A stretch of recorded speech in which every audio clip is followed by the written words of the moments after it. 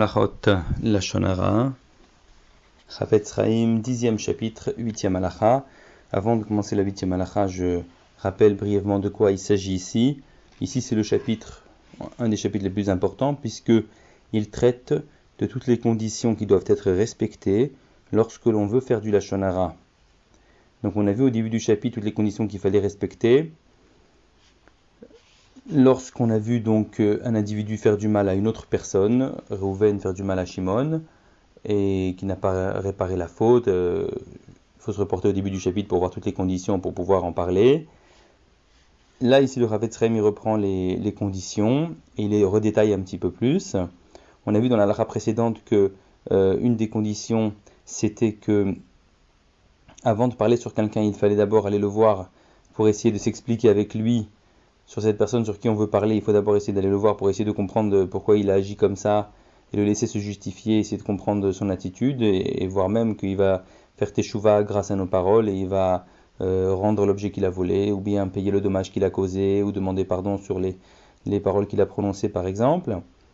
Et on avait dit que si donc on devait, dans la phrase précédente, la 7e halakha, on avait dit que si on estimait que c'était pas la peine d'aller le voir parce qu'on le connaissait et qu'on était certain qu'il n'accepterait pas nos paroles, dans ce cas-là, on avait donc n'était pas obligé d'aller le voir, mais par contre, en contrepartie, quand on va faire le Lashon Hara permis, il faudra le faire devant au moins 3 personnes, et on avait expliqué pourquoi là-bas dans la halakha numéro 7.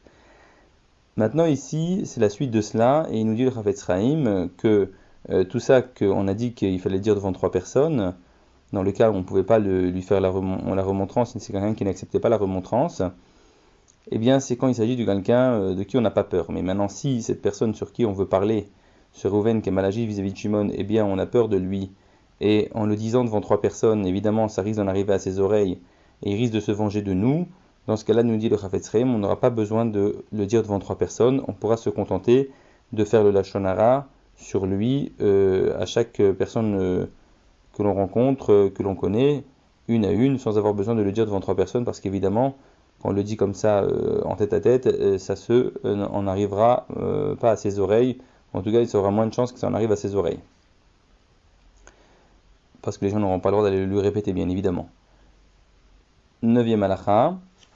Une exception également, il nous dit ici que si nous sommes la personne donc qui voulons faire le Lashon Hara permis, nous sommes connus dans le public que nous n'avons peur de personne et tout ce qu'on dit en absence de quelqu'un, on le dit également en sa présence, on n'a pas honte et on ne se cache pas pour parler derrière les gens et on n'a peur de personne et en plus on est connu pour ne dire que la vérité, alors on aura une permission spéciale de ne pas avoir besoin de dire devant 3 personnes dans le cas où on ne fera pas la remontrance à la personne sur qui on veut parler pour les raisons qu'on a vues parce qu'elle n'acceptait pas la remontrance.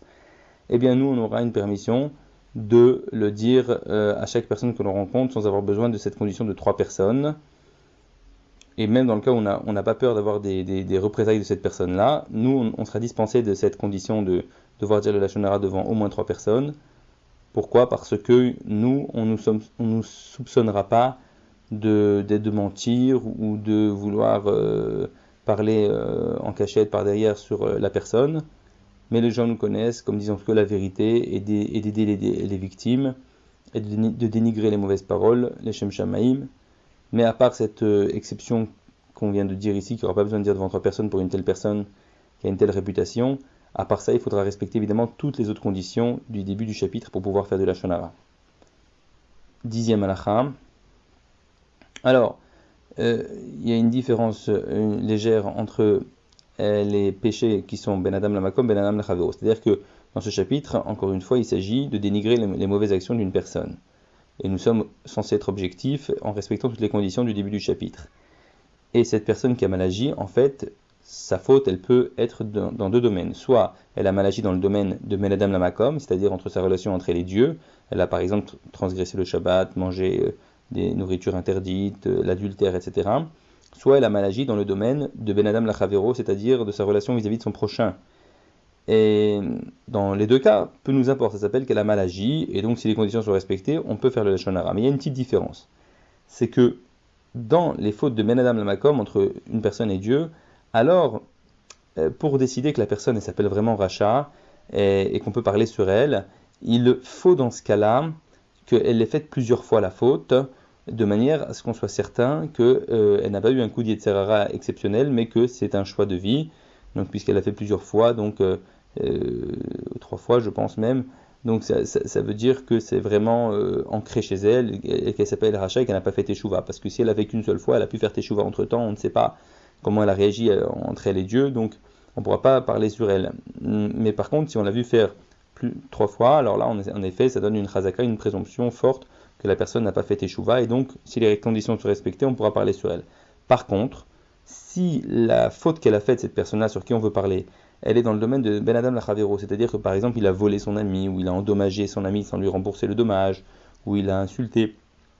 Dans ce cas-là, alors c'est différent parce que on n'a pas besoin qu'il ait fait ça 3 fois pour estimer que c'est un rachat, puisque dès lors que quelqu'un a volé son ami ne serait-ce qu'une seule fois et qu'il ne lui a pas remboursé l'objet qu'il lui a volé, évidemment il est rachat. Hein. Il n'y a pas de teshuva possible sans le remboursement de l'objet ou sans rendre l'objet volé, etc. Il ne peut pas y avoir de teshuva entre lui et Dieu si ce n'est pas été suivi par un acte concret de réparer sa faute. Donc dans ce cas-là, on pourra, dès lors qu'on l'a vu faire une seule fois la faute et qu'il n'a pas réparé sa faute, le considérer comme ayant mal agi, et en tout cas, on pourra parler sur lui, évidemment en respectant toutes les conditions du début du chapitre. C'est la seule différence qu'il y a entre une faute qui a été faite dans le domaine entre l'homme et Dieu et l'homme et son prochain.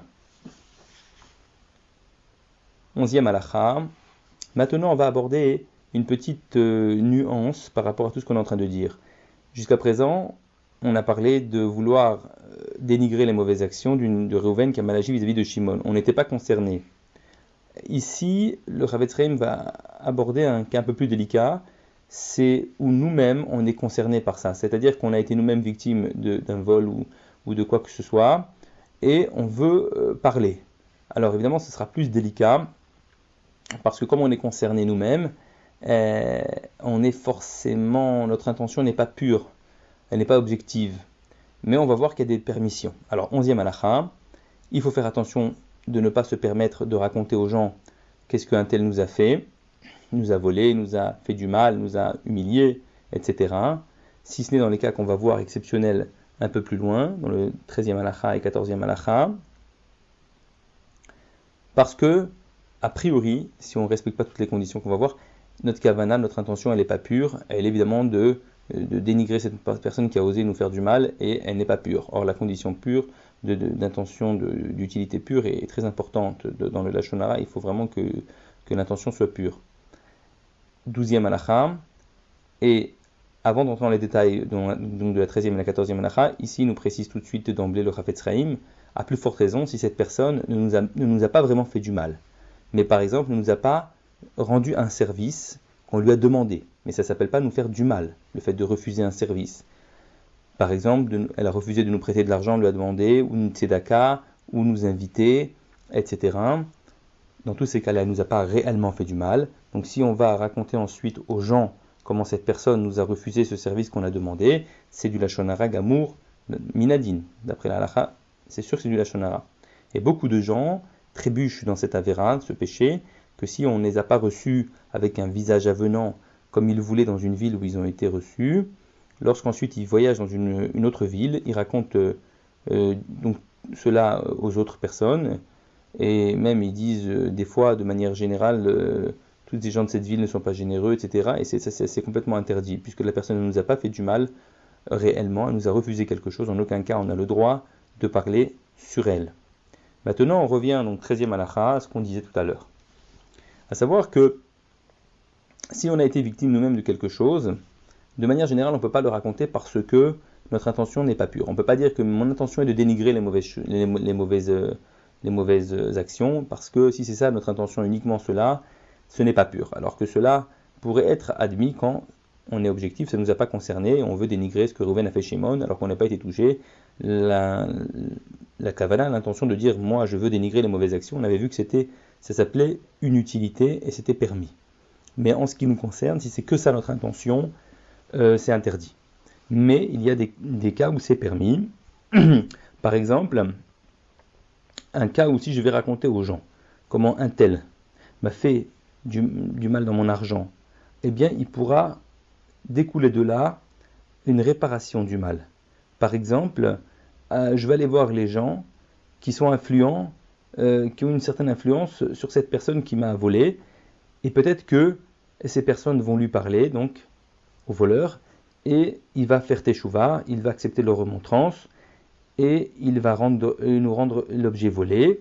Dans ce cas-là, c'est une utilité réelle, concrète, et par conséquent, ce sera permis pour nous d'aller raconter cela, bien qu'on va faire du lashon hara, mais ce sera permis avec le respect des conditions qu'on a vu au début du chapitre, d'aller voir les personnes qui ont une certaine influence sur cette personne qui nous a volé, puisqu'il y a des chances que grâce à ça, on va récupérer notre objet, donc c'est une utilité réelle. Il ne s'agit pas simplement d'une utilité théorique de dénigrer les mauvaises paroles, mais de récupérer l'objet, donc c'est une utilité réelle. Dans ce cas-là, on aura le droit, même si on a été concerné par cela, puisque là, notre intention, évidemment, c'est pur, c'est de récupérer l'objet. Et également, on peut citer, il dit le Rav Etzraim, un deuxième cas où ce serait permis de raconter, bien que ce n'est pas dans le domaine de l'argent. Par exemple, quelqu'un nous a fait du ta'ar, de la souffrance, ou une humiliation, une vexation.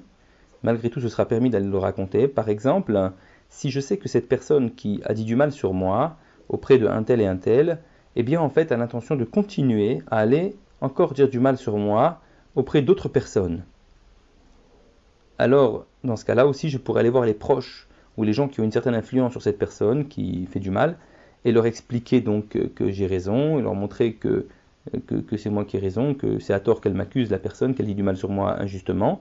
Et grâce à ça, ça va peut-être avoir une possibilité que ces gens-là influents vont aller lui parler et le stopper.